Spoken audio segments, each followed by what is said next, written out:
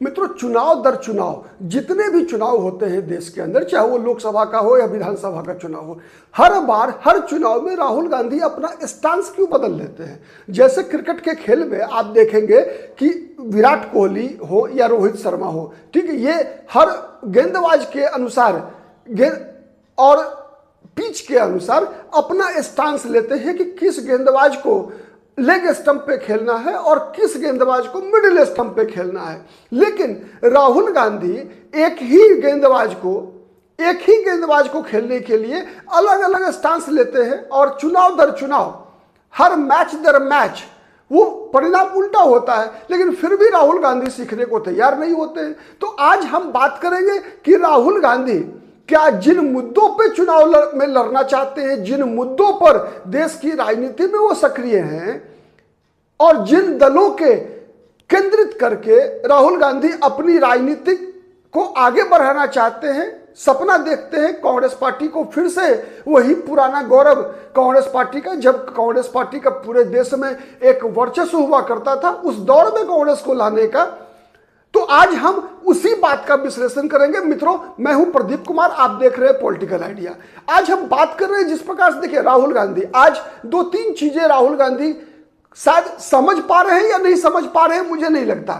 अगर हम देखें राहुल गांधी, आप याद कीजिए 2014 में कांग्रेस पार्टी की जब पराजय हुई थी, इतिहास का सबसे खराब टैली, जब कांग्रेस पार्टी मात्र 44 सीटों पर सिमट गई थी, तो सोनिया गांधी राष्ट्रीय अध्यक्ष थी। सोनिया गांधी ने एक कमेटी बनाई थी, एके एंटनी कमेटी, और उस एके एंटनी कमेटी ने अपनी रिपोर्ट सौंपी सोनिया गांधी को कि किन कारणों से कांग्रेस पार्टी का पराजय हुआ है उस चुनाव में। क्या हुआ उस कमेटी की रिपोर्ट का? उस कमेटी ने क्या रिपोर्ट दिया? एके एंटनी खुद ईसाई है, क्रिश्चियन है, लेकिन उन्होंने जो रिपोर्ट सौंपी उसमें स्पष्ट उन्होंने लिखा कि कांग्रेस पार्टी की पराजय का सबसे पहला कारण यह है कि कांग्रेस पार्टी के अंदर देश के मतदाताओं को हिंदू विरोधी दल, राजनीतिक दल दिखता है। मतलब कांग्रेस के अंदर मुस्लिम समर्थक दल दिखता है। अब सवाल यह उठता है कि एके एंटनी जैसा विश्वसनीय कांग्रेसी जब ये बातें लिखता है, तो ये बात क्या सोनिया गांधी को समझ में आती है या नहीं आती, राहुल गांधी को समझ में आती है या नहीं आती, या फिर जानबूझ के नजरअंदाज करते हैं? कई उदाहरण दिया उन्होंने, एके एंटनी ने। उन्होंने कहा कि 2008 के मुंबई हमले के बाद जिस प्रकार से कांग्रेस पार्टी ने भगवा आतंकवाद का नैरेटिव देश के सामने खड़ा किया, जिस प्रकार से प्रज्ञा सिंह ठाकुर और कई लोगों को उस मुकदमे में फंसाने का प्रयास हुआ, तो उसका परिणाम कांग्रेस पार्टी को भुगतना पड़ा। लेकिन उसी पिच पर, जिस पिच पर राहुल गांधी ने 2014 का चुनाव लड़ा, उसी पिच पर आज तक लगातार बने हुए हैं, चुनाव दर चुनाव हारते हैं। और स्थिति क्या है? होड़ है। होड़ किससे? तो ममता बनर्जी से। अगर बांग्लादेश घुसपैठ के मुद्दे पर, अगर मुर्शिदाबाद जैसे घटनाओं के मुद्दे पर राहुल गांधी होड़ किससे करते हैं? वहां बीजेपी से लड़ना है उनको, लेकिन लड़ाई किससे कर रहे हैं? वो लड़ाई लड़ रहे हैं ममता बनर्जी से। बिहार में किससे लड़ रहे हैं भाई? राहुल गांधी को बिहार में लड़ाई किससे है? अगर अपनी पार्टी को मजबूत बनाना चाहते हैं तो फिर बीजेपी जब तक कमजोर नहीं होगी तब तक कांग्रेस मजबूत नहीं होगी। लेकिन यहां लड़ किससे रहे? यहां भी अगर आप देखिए तो कांग्रेस पार्टी उसी पिच पर खेलने का प्रयास कर रही है जो पिच तेजस्वी यादव का है, जो पिच राष्ट्रीय जनता दल का है। और उसमें भी अति तो तब हो रही है जब 2024 के लोकसभा चुनाव के परिणाम आने के बाद, जब कांग्रेस पार्टी को 50-54 सीटें बढ़कर अब जब कांग्रेस की सीटें 99 तक पहुंची, तो क्या गलतफहमी हो गया राहुल गांधी को पता नहीं, लेकिन राहुल गांधी को लगा कि नहीं, उन्होंने नरेंद्र मोदी को रोक दिया, नुकसान पहुंचा दिया, और उसी को अपनी उपलब्धि से समझ रहे हैं। जबकि सच्चाई यह है कि नरेंद्र मोदी की सीटें घटी बीजेपी के अपनी गलतियों के कारण। उसमें राहुल गांधी की कोई बहुत बड़ी भूमिका नहीं है। और अधिकतर जो सीटें कांग्रेस पार्टी की बढ़ी वो क्षेत्रीय दलों के सहयोग से बढ़ी है। कई उदाहरण समझने की आवश्यकता है। अगर बिहार में मान लीजिए पहले कांग्रेस पार्टी के 19 में एक सीट थी किशनगंज, वो बढ़कर 4 हो गई, तो किसके सहयोग से हुआ भाई? ये राजद के सहयोग से हुआ है बिहार में ये स्थिति। उत्तर प्रदेश में कांग्रेस पार्टी की सीटें केवल एक थी और वो सीट बढ़ी तो किसके सहयोग से बढ़ा? खुद अपने बलबूते पर नहीं बढ़ा है। कांग्रेस पार्टी की सीटें उत्तर प्रदेश में अगर बढ़ी हैं तो वो बढ़ा है समाजवादी पार्टी के सहयोग से। तो राज्य दर राज्य तमिलनाडु में अगर सीटें बढ़ी तो अपना कुछ नहीं बचा है कांग्रेस पार्टी के पास। तमिलनाडु में जो भी सीटें बढ़ी है वो एक एमके स्टालिन के डीएमके की ताकत के बल पे बढ़ी है। लेकिन राहुल गांधी न समझना चाहते हैं, शायद समझ नहीं है या क्या, भगवान जाने।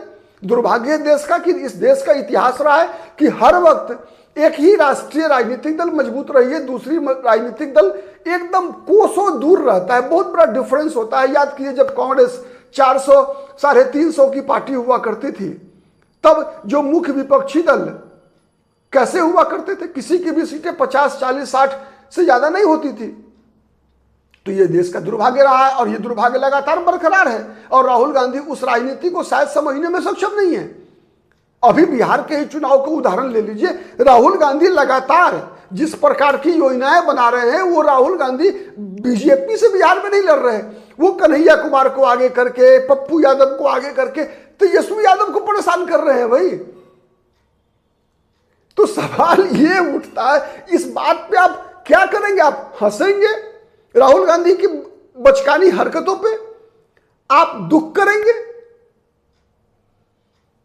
जो करना है आप कीजिए। लेकिन सच्चाई यही है कि मित्रों कि राहुल गांधी की जो राजनीति है वो हर चुनाव में उनका ही नुकसान क्यों करता है? इसलिए करता है कि किसी एक स्टांस पे वो एक बॉलर को खेलना नहीं चाहते। हर चुनाव में मुद्दे बदल जाते हैं राहुल गांधी के, हर चुनाव में उनका चेहरा बदल जाता है, चेहरा भी बदल जाता है हर चुनाव दर चुनाव। देखिए आप लोकसभा चुनाव में कोई चेहरा, विधानसभा चुनाव में दूसरा चेहरा। अब बिहार की ही बात कर लें हम, तो बिहार में कांग्रेस पार्टी ने अभी कैसी राजनीति की? अब बताइए कि अपने दल से जो कहा जाता है कि कांग्रेस का सवर्ण वोट बैंक, ठीक है इधर सवर्णों ने छोड़ दिया, लेकिन कांग्रेस का आधार वोट क्या था? कांग्रेस का आधार वोट था सवर्ण, दलित और मुसलमान का। आज कांग्रेस पार्टी खुद से दलितों को वापस लाने का प्रयास कर रही है। सफल कितना होगी नहीं कह सकता। मुसलमानों को वापस लाने का प्रयास कर रही है, सफलता मिल रही है थोड़ी बहुत, ये बात तय है। लेकिन सवर्ण को तो कांग्रेस खुद भगा रही है अपने दल से। लगातार कांग्रेस पार्टी ब्राह्मणों को, भूमिहारों को अपने दल से महत्वपूर्ण पदों से भगा रही है, वापस कर रही है। तो इससे नुकसान किसका है? अगर आप सवर्ण को आगे करेंगे तो वोट किसका कटेगा? बीजेपी का। लेकिन आप वही काम कर रहे हैं, आप उसी वोट बैंक के तरफ नजर लगा के बैठे हैं जो वोट बैंक ऑलरेडी आपके गठबंधन में है। तो सवाल यह उठ रहा है कि कब यह परिस्थिति बदलेगी? राहुल गांधी कब समझ पाएंगे बिहार की राजनीति को, देश की राजनीति को? यह केवल बिहार की बात नहीं है, यह और अन्य राज्यों में भी वही स्थिति है। आप अनुमान लगा सकते हैं क्या कि राहुल गांधी जिस हार्दिक पटेल को प्रदेश अध्यक्ष बना देते हैं वही हार्दिक पटेल छोड़कर चला जाता है कांग्रेस पार्टी को बीजेपी के साथ, और राहुल गांधी की राजनीति कैसी होती है? अब बताइए, जब कांग्रेस पार्टी हरियाणा की सबसे मजबूत जाति, आर्थिक रूप से, सामाजिक रूप से, राजनीतिक रूप से जाट समुदाय, उस जाट समुदाय को आरक्षण मिलना चाहिए, इसकी जो राजनीति होती है उस राजनीति को खुलेआम समर्थन दे कांग्रेस पार्टी, तो बताइए कि आप कांग्रेस से जो अन्य समाज के वर्ग है कैसे जुड़ेंगे? बताइए आप। इसीलिए केवल एक जाट समाज को भड़काने के कारण कांग्रेस हरियाणा में अपना आधार ऐसे गवा बैठी कि 3 चुनाव हो गए, कांग्रेस पार्टी वहां दोबारा सत्ता में नहीं आ पाई। गुजरात में बताइए, गुजरात का सबसे मजबूत समाज, सबसे मजबूत जाति, गुजरात ही नहीं बल्कि पूरे हिंदुस्तान का कह सकते हैं आप, गुजरात का पटेल समाज, पाटीदार समाज, उस जाति को आरक्षण मिले इसका समर्थन कौन कर रहा था? कांग्रेस पार्टी। और वही कांग्रेस फिर दूसरे चुनाव में, अगले चुनाव में यह सवाल उठाती है भैया कि दलितों को कुछ नहीं मिल रहा है, पिछड़ों को कुछ नहीं मिल रहा। अरे कैसे मिलेगा भाई? आप अगर सब कुछ पटेलों के लिए आरक्षण की भी बात करेंगे, पटेलों के समर्थन में भी आप रैलियां निकालेंगे, आग लगवाएंगे और उम्मीद करेंगे कि पटेल उसके बाद दलितों पिछड़ों को भी हक मिले, कैसे संभव है मित्र? आज के लिए इतना ही, फिर हम अन्य वीडियो में आपके साथ मिलेंगे। तब तक के लिए धन्यवाद, नमस्कार, जय हिंद, जय भारत।